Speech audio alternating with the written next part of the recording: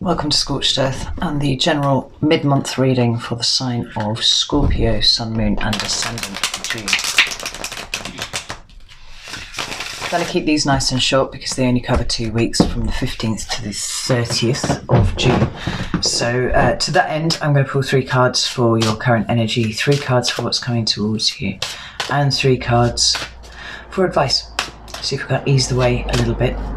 I'll try not to pull any clarifiers, but I am open to breaking my own rules if I see fit. What do I have to tell you? Mercury retrograde. We're in the shadow period now, but quite possibly by the time you're watching this, we will be in it fully. It's nothing to be scared of. Just try not to, follow some kind of standard retrograde advice for Mercury, and that is, try not to sign contracts, but if you absolutely do, pick over every detail of it, right? This is not the time to just kind of leap into things, right? Everything's got to be scrutinized. Get a second opinion if necessary. Try not to buy big ticket items, cars, houses, that sort of thing. Back up your technology because it does tend to tends to affect it. Also expect there to be difficulty in communication sometimes, right? Mercury rules communication, and when it goes into retrograde, sometimes you get a bit tongue-tied. Sometimes people take things the wrong way. Don't assume or either that people understand what you mean, right? Be really, really clear as you possibly can be about what you mean, right? So other than that, the energy is for, reflective kind of purposes. It allows you to tie up loose ends with things as well. That's kind of where your energy should be going this month. But there's an extended that I did for the full month of June, off the back of the readings at the beginning of the month. And if I feel like it corresponds to this reading too, I'll link that below. I don't do a fresh one for the mid-months. So yeah, have a look for that if you're interested. All right, let's get some cards for you. Can I have 3 cards for Scorpio's current energy, please? What's going on, Scorpio? Oh. Okay. We've got the 5 of Swords, the 2 of Cups, and one more, please. Scorpio's current energy. King of Pentacles. That's interesting. We've got the 2 of Swords at the bottom of the deck, followed by the 4 of Pentacles and the 10 of Wands. It seems like you're trying to make intellectual decisions about things, Scorpio, and it's not necessarily the right way to go. Right? I'll say why in a second, because underneath this we've got the 4 of Pentacles, which is talking about the need to release something, and then we've got the 10 of Wands, right, which is a card of burden. It's a card of things being too hard. It is also for me a card of you kind of doing things the wrong way, right, in a way that kind of makes life difficult for yourself. What you're looking to do in the last 2 weeks of June is kind of just let that go, right? Let that need to make everything hard go. Look for smarter ways around of doing things, but also decisions that you've got to make. You're coming at them from an intellectual place, and this is difficult because right in the center of your energy we've got the 2 of Cups. Now that is a partnership. It doesn't have to be a romantic partnership, and often I read it not to be. I see it as platonic, or family members or friends or something like that. But this is a relationship that is important to you. This is somebody who's on the same page as you, kind of emotionally, and it's right in the middle, and it's a 2. So when it's somebody that's important to you, when it's somebody that there is an emotional bond with, why are you trying to only use your head instead of consulting the emotions that are either side of it? Now, the 2 cards that sit either side of the 2 of Cups are the 5 of Swords and the King of Pentacles. So it could be that there is that there's a Taurus involved somewhere, but I kind of don't feel like it is. I feel like this is your energy here, because the 5 of Swords talks about a breakdown in communication in some way, right? I heard recently somebody referred to the 5s as the agents of chaos, and I really, really like that because that is what 5 energy is, right? It's about change. Sometimes it's about conflict, but it's certainly about shift, and usually kind of uncomfortable shift. And when it's the 5 of Swords, it is a shift in communication. So that is either, ghosting or, things breaking down to a degree that you actually feel like you've lost that method of communication between you, right? The King of Pentacles here, because I don't feel like it is a Taurus, I feel like this is your energy. It's kind of like, because you are making decisions on an intellectual basis rather than an emotional one, this is kind of why the communication has broken down with someone who is really important to you, and you kind of got your mind on material things, right? You're trying to make logical decisions because, you know, maybe you run a company, maybe that's the thing, maybe you've got your own business, maybe you've just got your head down and you're trying to work because you've got a goal in mind, right? But somewhere along the way, what's happened is you've stopped being able to communicate with someone who's really, really important to you. There you are at the bottom of the deck. And it's causing issues. Let me have a look at this.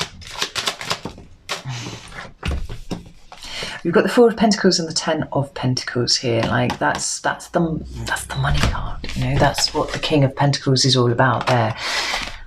And it's come up with the Four of Pentacles, which was the shadow card underneath here. Like, release the need to do this. It feels like now is not the time for you to be worrying too much about financial matters or material things. It's kind of like you're being drawn back to look at this emotional relationship because it is kind of breaking down in some way. Let's have a look at that. It was certainly the... but then... Right. We've got the Hanged Man at the bottom of the deck, right? This talks about seeing things from a different perspective, right? And it's followed by the King of Swords. Now, that's the card of Aquarius, and it talks about very clear expression, right? Very clear thought, understanding what you think and being able to express that to another person, right? It also talks about right and wrong, fairness, or that kind of thing. When I clarified the Five of Swords, what I've got is the Queen of Swords in reverse, the Nine of Wands, and the Wheel of Fortune. So maybe a relationship is breaking down and this is exactly as it was supposed to happen, right? Because we've got the Wheel of Fortune here, this is a teaching moment. Now, the fact that the Queen of Swords has come out in reverse is a bit troubling because that's that way around. You know, she's the counterpart to the king, and she, like the king, is capable of expressing herself. She looks for the truth. You know, she kind of puts emotion to one side gently while she makes the decision, you know, while she looks for the truth of the matter, right? So that she can present it to the king, and the king can then, you know, be the arbiter of any kind of dispute that's going on. But because she's come out this way round, like, this is where the mismatch in communication is going on. Now, the queen could be, you know, a man, the king could be a woman, right? The gender is actually not really that important. It's about the presentation of the energy, and we all have masculine and feminine energy between us. But in this relationship, what's going on is one of you is actually being a bit of a stone cold bitch, right? Male, female, non-binary, doesn't matter. One of you is kind of out of kilter. Now, it feels like this was supposed to happen because it's supposed to draw your attention to something, right? And it's supposed to make somebody kind of realise that they need to look at things from a different perspective. Because we've got this Nine of Wands here, and that talks about boundaries, right? Somebody is either not respecting the other person's boundaries, or they are not keeping their own up in the right way that they should. Now, you don't have to take it as it resonates to you, but this relationship is right in the centre of the read.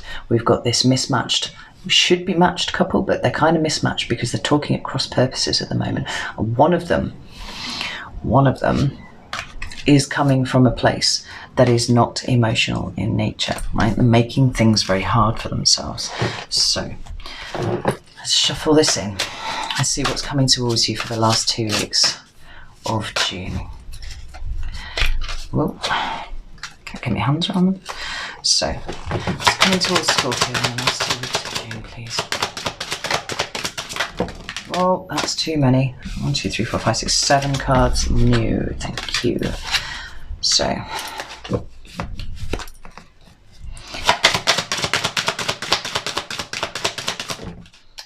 Ace of Wands.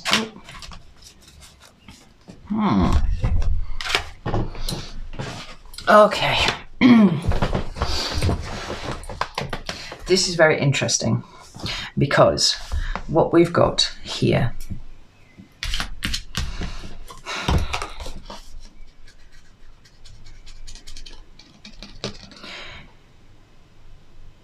is the Four of Cups in reverse. Here. The Ace of Wands. And then the Knight of Swords with the Ten of Pentacles. This is really interesting, right? Because Ten of Pentacles has already been out. And there's this kind of, you know, please release this thing. But here it is again coming towards you. So the Four of Cups talks about being, taking things for granted. It can talk about rejection. It can talk about kind of missed opportunities, right? Coming out in the reverse, it is a reversal of that energy, right? Seeing things from a different perspective.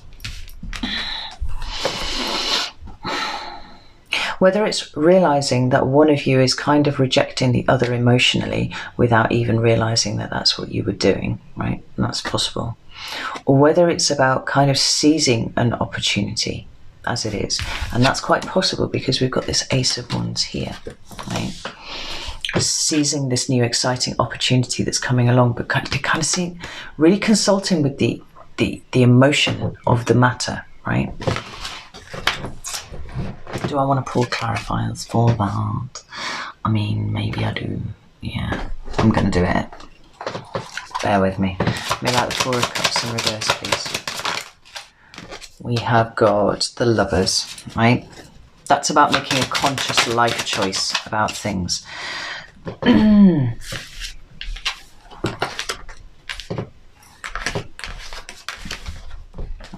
there. It's about seeing all of the options and then consciously deciding to go one way or another, right? It's like not ignoring the opportunities that are there, seeing the emotional opportunities, taking them, seizing them, right? And then we've got the Queen of Pentacles in reverse. Now, this way around, she's a very loving, nurturing energy. But this way around, a bit self-indulgent, right? A little bit selfish, in fact. And maybe a little bit afraid also. You know, that kind of like panic-stricken about your material circumstances. Like, I feel what it is that you're changing your perspective on is kind of realizing either that it's you, or remember that the energies can flip, the person that you're dealing with has actually been coming from a bit of a place of fear, right? But there's a sense now of you kind of coming together, right, and deciding how you're going to move forwards, and you're moving forwards in actually quite an exciting new way. I mean, like the Ace of Wands, please. Where's the Ace of Wands here? Scorpio. Scorpio. Ace of Wands. Oh, there it is. Yeah, see, we've got the Chariot. Right, the Chariot is coming into alignment, right? And I feel like it's not just a personal alignment for you. I think it's a personal alignment for both of you, kind of moving forwards. Like, there's the inspiration. There's the, like, fuck it, let's just go for it together, right?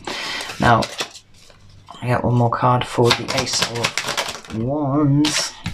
Got the Fool, right? That's getting rid of the baggage.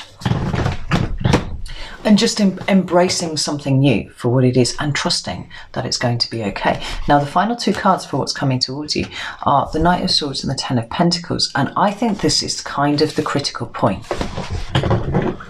Because where it came out here, as you kind of individually going after yourself, or the other person individually going after this, and that was what needed to be released. Here we've got communication. Right, we've got really swift, active communication about this. Now, this is commitment, this is stability, this is security. This could be, you know, business related. It could be about your home, right? Either way. Could be just about the nature of the relationship going forwards, really. You know, is this something that we want to build solidly together? And this is you having a conversation about it. And this is really important because this is when things change. This is when things look up. And one of you realizes that actually they've been kind of dogged, kind of single-mindedly going after a thing without really involving the other person with it, right?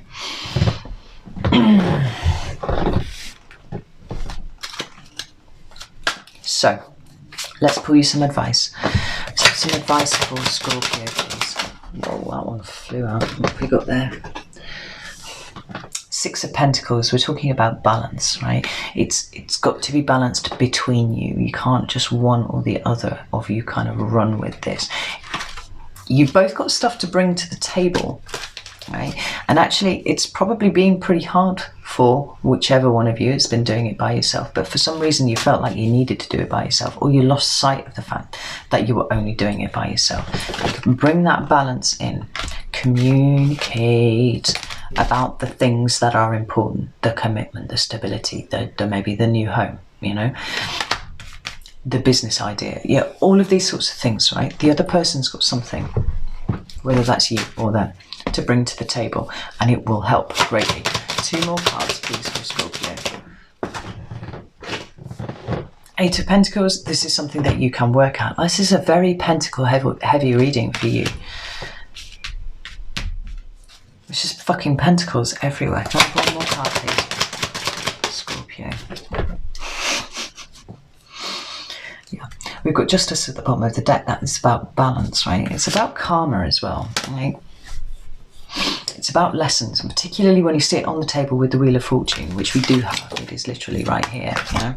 Teaching you something important.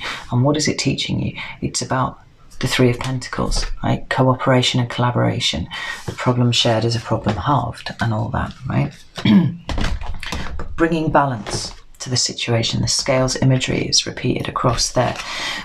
We've got the Eight of Pentacles and the Nine of Pentacles, right? So you've now got consecutive cards from 6 through 10, missing out the Seven of Pentacles, which is for me the card of, you know, being dissatisfied with the status quo. You stick the balance in there, and then you're prepared to really work hard at something, you know, to really take on your part of it, or the other person have their part taken on it, and then you're ending up at the 10. It's absolutely beautiful. I love it for you. Very pentacle heavy though. Very pentacle heavy.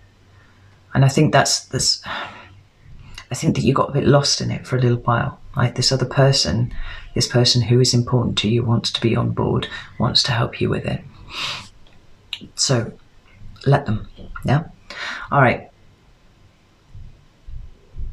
I'm going to leave it there. But I feel the need also to say that remember that the pentacles aren't just necessarily about money or work or anything like that. For me, they are resources. And sometimes those are resources of care and attention, right? Effort, things like that. This person wants to work with you, or you want to work with this person, and one of you hasn't realised quite how much they were kind of doing by themselves, and how much is kind of isolating the partner who wants to be involved, right? So whichever way it applies to you, let them in, let them help, okay? So I'll leave it there. Yeah, take care, I'll see you soon.